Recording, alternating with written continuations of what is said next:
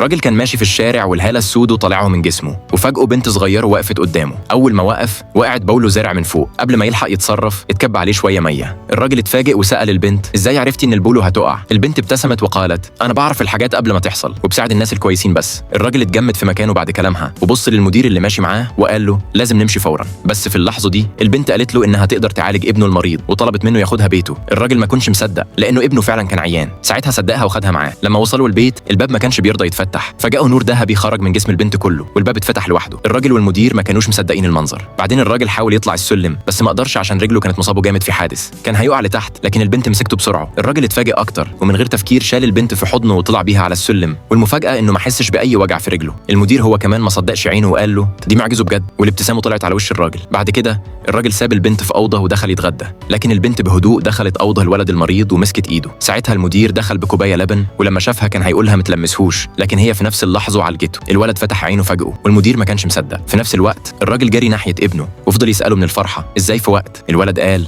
انا كنت في مكان مظلم ومش لاقي طريق اخرج منه، لكن البنت دي ظهرت وخدتني وطلعتني فقمت. ساعتها الراجل فهم ان البنت دي جابت له الحظ الحلو، والولد كمان قال انه نفسه في اخت صغيره. الراجل ما تاخرش وحقق لابنه امنيته واتبنى البنت وخلاها بنته.